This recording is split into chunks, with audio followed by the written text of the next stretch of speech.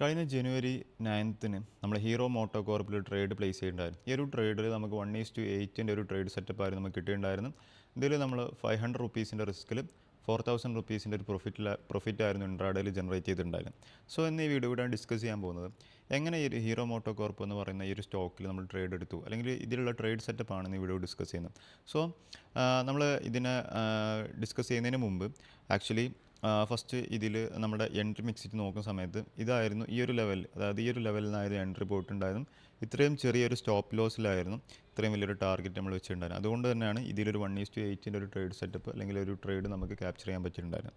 So ഇതിനെ ഞാൻ structurally നോക്കുന്ന സമയത്ത് ഇതിനെ നമുക്ക് എങ്ങനെ സ്ട്രക്ചറലി അനലൈസ് ചെയ്യാം എന്ന് നോക്കുമ്പോൾ ആക്ച്വലി നമ്മൾ നോക്കേണ്ട കാര്യം എന്താണെന്ന് വെച്ച് കഴിഞ്ഞാൽ പ്രീവിയസ് ആയിട്ടുള്ള ദിവസങ്ങളിൽ എങ്ങനെ മാർക്കറ്റ് ബിഹേവ് ചെയ്തു എന്നുള്ളതാണ് നമ്മൾ യൂഷ്വലി ഇതിനെ സ്ട്രക്ചറൽ അനലൈസ് ചെയ്യുമ്പോൾ നോക്കുന്നത്. പ്രീവിയസ് ആയിട്ടുള്ള ഡേയ്സിൽ എങ്ങനെ പ്രൈസ് ബിഹേവ് ചെയ്തു എന്നുള്ളതാണ്. അപ്പം ഇതിൻ്റെ ജസ്റ്റ് ഈ ഒരു ഹീറോ മോട്ടോ കോർപ്പിലും ഇതിൻ്റെ സ്റ്റോക്കിലുള്ള ഈ ഒരു പ്രൈസിൻ്റെ ജസ്റ്റ് പ്രീവിയസ് ആയിട്ടുള്ള ഡേയ്സിലോട്ട് നിങ്ങൾ നോക്കി കഴിഞ്ഞാൽ മനസ്സിലാവും മാർക്കറ്റ് എന്ത് ചെയ്യുന്നുണ്ട്. ഒരു ചെറിയൊരു ഡൗൺ ട്രെൻഡിലായിരുന്നു മാർക്കറ്റ്, അല്ലേ? ഇവിടെ നോക്കുകയാണെന്നുണ്ടെങ്കിൽ മാർക്കറ്റ് എന്ത് ചെയ്യുന്നുണ്ട്, ഇങ്ങനെ ഒരു ഡൗൺ ട്രെൻഡ് മാർക്കറ്റായിരുന്നു നമുക്ക് ഉണ്ടായിരുന്നത്. അതായത് മാർക്കറ്റ് താഴത്തോട്ട് ഇങ്ങനെ വന്നുകൊണ്ടിരിക്കുകയായിരുന്നു.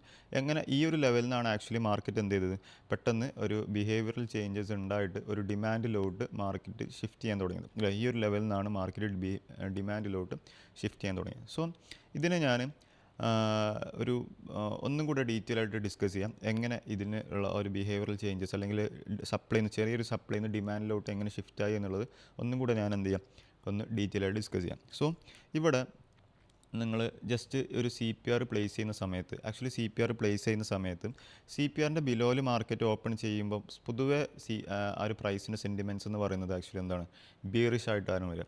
CPRൻ്റെ അബോ മാർക്കറ്റ് ഓപ്പൺ ചെയ്യുകയാണെന്നുണ്ടെങ്കിൽ പൊതുവെ പ്രൈസിൻ്റെ സെൻറ്റിമെൻറ്റ്സ് യൂഷ്വലി പോകുന്നത് ബുള്ളിഷ് ആയിട്ടാണ്. സോ ഇവിടെ നമ്മൾ ഡൗൺ ട്രെൻഡ് ആയിട്ടുള്ള ഈ ഒരു മാർക്കറ്റിൻ്റെ കണ്ടീഷൻ നോക്കുന്ന സമയത്ത് CPRൻ്റെ എവിടെയാണ് ആക്ച്വലി പ്രൈസ് ഓപ്പൺ ചെയ്ത് നോക്കാം. ഓക്കെ, എവിടെയാണ് പ്രൈസ് ഓപ്പൺ ചെയ്തത്. അപ്പോൾ കഴിഞ്ഞ കുറച്ച് ദിവസങ്ങളായിട്ട് അത് കഴിഞ്ഞ ഇപ്പോൾ ഇതൊക്കെ CPRൻ്റെ ഓരോരോ പ്ലേസ്മെൻറ്റ് നോക്കുമ്പോൾ അതൊക്കെ ഓരോ ദിവസത്തിന് റെപ്രസെൻ്റ് ചെയ്യുന്നതാണ്. അപ്പം കഴിഞ്ഞ ഒരു 4-5 ദിവസമായിട്ട് CPRൻ്റെ ബിലോയിലാണ് പ്രൈസ് കംപ്ലീറ്റ്ലി ഓപ്പൺ ചെയ്യുന്നതും ട്രേഡ് ചെയ്യുന്നതൊക്കെ എന്തിനാണ്, CPRൻ്റെ ബിലോയിലാണ്. ഓക്കെ, എന്നിട്ട് ഈ ഒരു ലെവലിൽ നിന്നാണ് ആക്ച്വലി, അതായത് ഫ്രൈഡേ 5th ജനുവരിക്ക് ഫ്രൈഡേയിലാണ് എന്ത് ചെയ്തത്, CPRൻ്റെ അബോയിലോട്ട് തന്നെ വീണ്ടും പ്രൈസ് കയറിയിട്ട് ആ ഒരു സപ്ലൈയിൽ നിന്ന് ഡിമാൻഡിലോട്ട് അതിൻ്റെ ബിഹേവിയർ അല്ലെങ്കിൽ പ്രൈസ് ഷിഫ്റ്റ് ചെയ്യുന്ന ആ ഒരു കണ്ടീഷൻ കാണാൻ പറ്റിയതെന്നാണ് ഫ്രൈഡേ ആണ് കാണാൻ പറ്റിയത്. സോ ഇവിടെ അപ്പോഴാണ് ആക്ച്വലി നമ്മൾ എന്ത് ചെയ്യുന്നത്, ഇതിനെ ഒന്നും കൂടെ മീൻസ് അതിൻ്റെ പ്രൈസിൽ മാറ്റങ്ങൾ വരുന്നുണ്ട് നമുക്ക് മനസ്സിലാക്കാൻ പറ്റുന്നത്. ഇപ്പോൾ ജസ്റ്റ് നിങ്ങൾ നോക്കി കഴിഞ്ഞാൽ മനസ്സിലാവും. ഇവിടെയൊക്കെ ഞാൻ നേരത്തെ പറഞ്ഞ പോലെ CPRൻ്റെ ബിലോയിലാണ് പ്രൈസ് എന്ത് ചെയ്തിട്ടുണ്ടായിരുന്നു, കംപ്ലീറ്റ് ട്രേഡ് ചെയ്തിട്ടുണ്ടായിരുന്നു. എന്നിട്ട് എന്ത് ചെയ്തു, CPRൻ്റെ അബോയിലോട്ട് പ്രൈസ് എന്തിലോട്ട് പോയി, 5th ജനുവരി, അതായത് ഫ്രൈഡേ 5th ജനുവരി CPRൻ്റെ അബോയിലോട്ട് പ്രൈസ് എന്ത് ചെയ്യാൻ തുടങ്ങി, പ്രൈസ് അതിൻ്റെ മുകളിൽ സസ്റ്റെയിൻ ചെയ്യാൻ തുടങ്ങി. ഓക്കെ, സോ ഇവിടെ എന്തുകൊണ്ട് ഡിമാൻഡായിട്ട് ക്രിയേറ്റ് ചെയ്തു നിങ്ങൾ ജസ്റ്റ് നോക്കി കഴിഞ്ഞാൽ, ജസ്റ്റ് ഇതിൻ്റെ പ്രീവിയസ് ആയിട്ടുള്ള ജസ്റ്റ് ഇങ്ങോട്ട് നോക്കി കഴിഞ്ഞാൽ മനസ്സിലാവും. ഇവിടെ ഓഫ് കോഴ്സ് എന്തുണ്ട്, ഒരു ഡിമാൻഡ് ഏരിയ ഉണ്ട്, അല്ലേ? ഈ ഒരു ഡിമാൻഡ് ഏരിയയിൽ നിന്ന് മാർക്കറ്റ് വീണ്ടും ഈ ഒരു ലെവലിലെത്തുന്ന സമയത്ത് സ്വാഭാവികമായിട്ട് അവിടെ എത്തുമ്പം ഇവിടെ ഉണ്ടാകുന്ന ബയേഴ്സിൻ്റെ റിയാക്ഷൻ ഇവിടെ സ്വാഭാവികമായിട്ട് വരും. സോ അതും കൂടെ കാരണമാവാം എന്ത്, ഇവിടുന്ന് പ്രൈസ് എന്ത് ചെയ്തത് ഡിമാൻഡിലോട്ട് തന്നെ ഷിഫ്റ്റ് ചെയ്യാൻ തുടങ്ങിയത്. ഓക്കെ, അപ്പോൾ ഇവിടെ നിങ്ങൾ നോക്കുമ്പോൾ നേരത്തെ പറഞ്ഞ പോലെ ഇത്രയും വലിയ ഒരു ഡൗൺ ട്രെൻഡിനെ മാർക്കറ്റ് എന്ത് ചെയ്തു, ഇവിടുന്ന് ബ്രേക്ക് ചെയ്ത് മാർക്കറ്റ് മുകളിലോട്ട് പോയി. അതായത് ഈ ഒരു ലെവലിൽ നിന്ന് എന്ത് ക്രിയേറ്റ് ചെയ്യാൻ തുടങ്ങി, ഡിമാൻഡ് ക്രിയേറ്റ് ചെയ്യാൻ തുടങ്ങി. അത് CPRൻ്റെ അബോ മാർക്കറ്റ് സസ്റ്റെയിൻ തുടങ്ങി. ഇതുവരെ CPRൻ്റെ ബിലോയിലായിരുന്നു, പിന്നെ മാർക്കറ്റ് CPRൻ്റെ അബോ സസ്റ്റെയിൻ ചെയ്യാൻ തുടങ്ങി. ഓക്കെ, അപ്പോൾ പിന്നെ ഇവിടെ ആക്ച്വലി പിന്നെ ഇവിടെ സംഭവിച്ചെന്താണെന്ന് വെച്ച് കഴിഞ്ഞാൽ, ജസ്റ്റ് നിങ്ങൾ ഈ ഒരു 2 ദിവസവും നിങ്ങൾ നോക്കി കഴിഞ്ഞാൽ മനസ്സിലാവും. നമ്മൾ എൻട്രി എടുത്തിട്ടുണ്ടായിരുന്നത് 9th ജനുവരിക്കായിരുന്നു.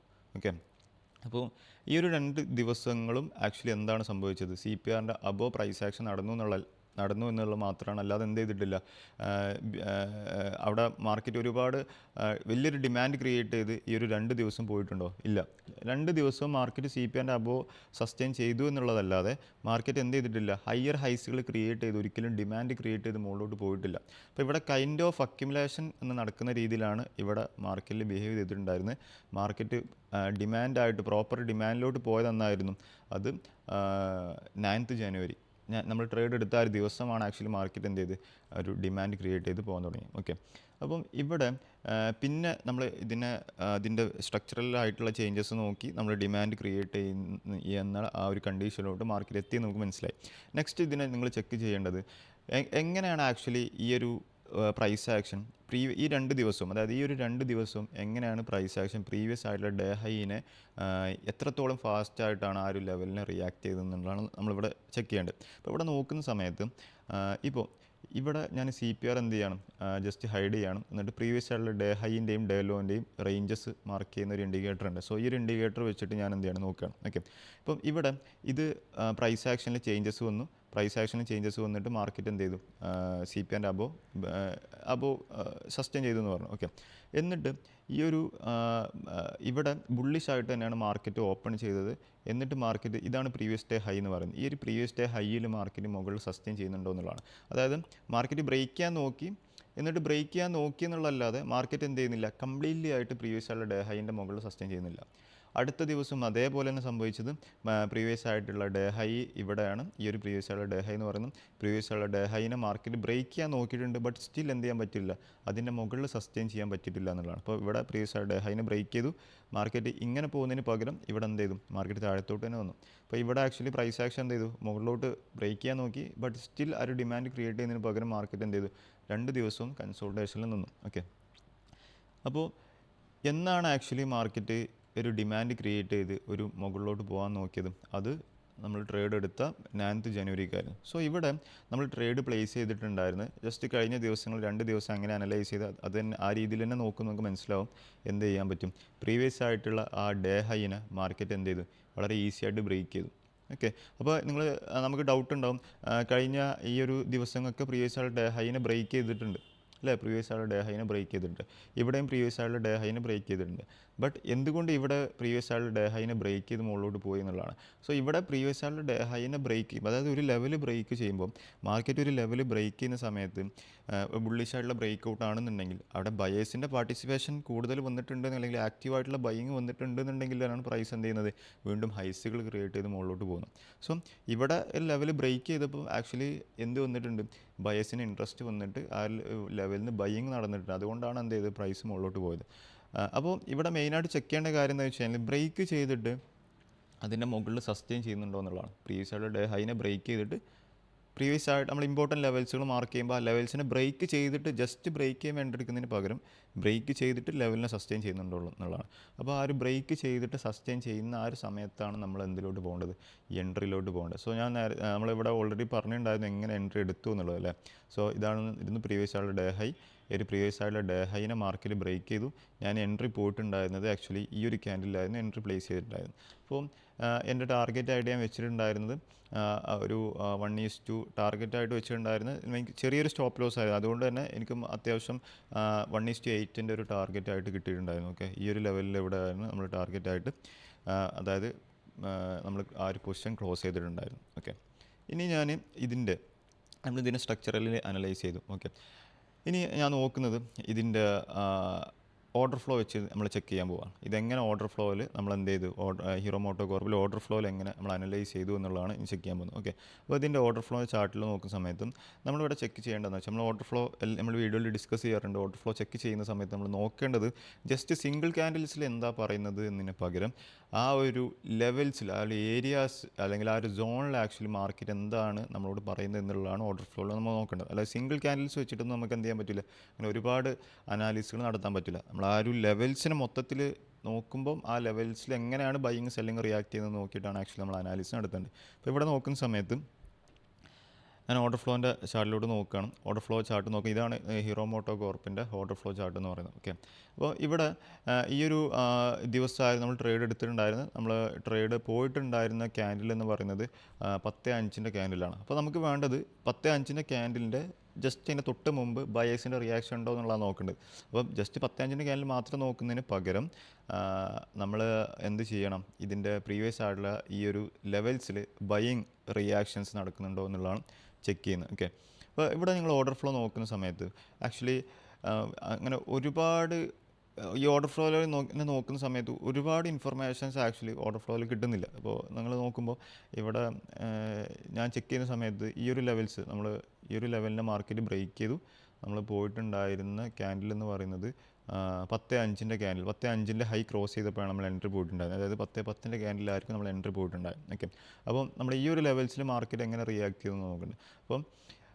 അപ്പോൾ ഇവിടെ നോക്കുമ്പോൾ നേരത്തെ പറഞ്ഞ പോലെ സ്ട്രക്ചറിനാണ് ഏറ്റവും കൂടുതൽ ഇമ്പോർട്ടൻസ് വന്നിട്ടുണ്ടായിരുന്നത്. കാരണം നമ്മൾ ഓർഡർ ഫ്ലോയിൽ അങ്ങനെ ഒരുപാട് ഇൻഫർമേഷൻസ് വരുന്നില്ല. അപ്പോൾ നിങ്ങൾ ജസ്റ്റ് ഇതിൻ്റെ പ്രീവിയസ് ആയിട്ടുള്ള ദിവസത്തെ ഓർഡർ ഫ്ലോയിൽ നോക്കി കഴിഞ്ഞാൽ ഇതേപോലത്തെ ഇൻഫർമേഷൻ തന്നെ കിട്ടുന്നത്. ബട്ട് മാർക്കറ്റ് അവിടെ മുകളിലോട്ട് പോകുന്നുണ്ടോ? ഇല്ല. ഓക്കെ, അപ്പോൾ ഇവിടെ ആ ഒരു സ്ട്രക്ചറിന് നമ്മൾ നേരത്തെ ഡിസ്കസ് ചെയ്ത വീഡിയോൻ്റെ ഫസ്റ്റ് പാർട്ട് ഡിസ്കസ് ചെയ്ത സ്ട്രക്ചറിന് എന്തുണ്ട്? നല്ല ഇമ്പോർട്ടൻസ് ഉണ്ട്. ഓക്കെ, അപ്പോൾ ഇവിടെ നിങ്ങൾ നോക്കുന്ന സമയത്ത് ഓർഡർ ഫ്ലോയിൽ എന്നാലും നിങ്ങൾ ചെക്ക് ചെയ്യുന്ന സമയത്ത് ഇവിടെ മനസ്സിലാക്കാൻ പറ്റുന്ന കാര്യം എന്താണെന്ന് വെച്ച് കഴിഞ്ഞാൽ ലെവൽ ബ്രേക്ക് ചെയ്യുന്ന സമയത്ത് ഈ ഒരു ലെവൽ ബ്രേക്ക് ചെയ്യുന്ന സമയത്ത് ആക്ച്വലി വോളിയത്തിൽ ജമ്പ് വന്നിട്ടുണ്ട് അല്ലേ, 27,000 വോളിയത്തിലോട്ട് വന്നിട്ടുണ്ട്. അതേപോലെ കണ്ടിന്യൂസ് ആയിട്ട് ഡെൽറ്റയിലുള്ള പോസിറ്റീവ് കാണിച്ചിട്ടുണ്ട്.